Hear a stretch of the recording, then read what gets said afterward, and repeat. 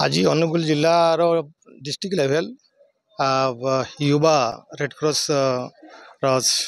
तालीम एवं 3 दिनिया जो कर्मशाला थिला से उपजिल्लापाल मत साइन करते जे मीटिंग अटेंड करने आज मीटिंग उपस्थित रही तार मुख्य उद्देश्य है जे जो 3 दिनिया कर्मशाला हम से विभिन्न कॉलेज आज आसिक योगदान कर प्रशिक्षण और तालीम दिज्व आउ रेड क्रॉस रो उद्देश्य कौन सेवा करें निज समाज और देशपाई से उद्देश्य 3 दिन कर्मशाला रमर टेक्निकल लोक अच्छा रिसोर्स पर्सन अच्छा से 3 दिन ट्रेनिंग देवे यही कार्यक्रम आज शुभारंभ थिला मुगण प्रिंसिपाल भी आज अच्छा समस्त गोटे सहमति सहभागितार यहाँ समारोहटा बहुत सुरुख सफल होती। धन्यवाद। आज आम महाविद्यालय अनुगुल जिला स्तरीय यूथ रेड क्रॉस रो स्टडी कम ट्रेनिंग कैंप आयोजित होची।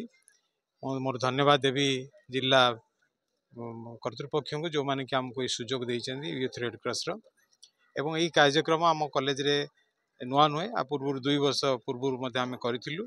एई वर्ष चलित वर्ष आम जो कार्यक्रम रे डिसेम्बर 5 रु डिसेम्बर 7 पर्यंत ये कार्यक्रम अनुष्ठित होब। आम जिलार कोण अनुकोण पाखापाखि 115 जन पिला एथिरे जोग देइछन्ती तांका सहित 10 जन काउंसिलर जोग देइछन्ती। प्रत्येक महाविद्यालय आछन्ती किंतु आमे 10 जन काउंसिलर को मनोनीत करिछु कैंप परिचालन करिया पई। ए कार्यक्रम मध्य रे विभिन्न प्रकार अवेयरनेस कैंप सब होबो, विभिन्न प्रकार ब्लड डोनेशन संपर्क रे एवं अन्य रेड क्रॉस संपर्कित समस्त कार्यक्रम ऊपर आमे एथिरे पिला मानकु शिक्षा एवं तालीम दबु। ए कार्यक्रम आज उद्घाटित है। यार परवर्ती कार्यक्रम रे ओडिशा राज्य youth red cross officer deputy secretary higher education एवं एडिशनल सेक्रेटरी हायर एजुकेशन एथिरे जोग देबे एवं ए कार्यक्रम पाखापाखि 3 दिन अनुष्ठित होगा पर यार समाप्ति घोषणा हम 7 तारिख। एठी हमर 3 दिन धरी कैंप चलिबो तो सेथिरे हम अनुगुल जिलार विभिन्न युक्त 2 तथा युक्त 3 महाविद्यालय पाखापाखि 130 रु अधिक पिला आछन्ती एवं सेमानकु एठी विभिन्न बाबद तथा रेड क्रॉस मूवमेंट बाबद वर्ल्ड एड्स डे बाबद फास्ट एड ट्रेनिंग ये बाबद विभिन्न प्रकार शिक्षा दिज्व से मैंने पिला माने एठू ट्रेनिंग नेबे एवं किसी भल उपदेश किसी भल जिनस शिखिबे एवं समाज मंगल विनियोग करेंगे और समाज को वार्ता देवे ये समस्त आम कि सुस्थ रहा एवं से कम है दलित तथा असहाय पीड़ित व्यक्ति मान सेवा करवा एवं समस्त को जेकोसी महामारी बाबद अवेयरनेस करेंगे तथा आम समाज मंगल विनियोग करेंगे से तेणु से जो वार्ता नहीं जी निज गाँव तथा निज परिवार तथा समाज मंगल से उद्दिष्ट करेंगे। रेड क्रॉस 1876 मसीह से international community for red cross से आरंभ है।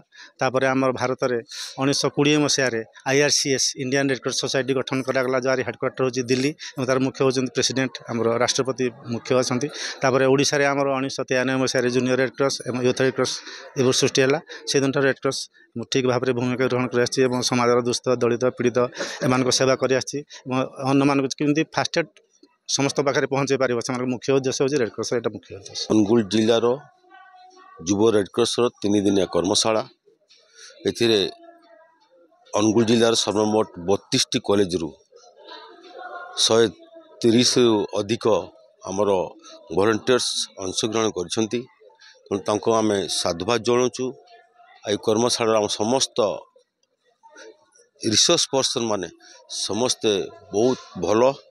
तेणु आज उद्घाटन उत्सव में आमर मुख्य अतिथि श्री डानियल सार आसिया को उद्घाटन करछंती।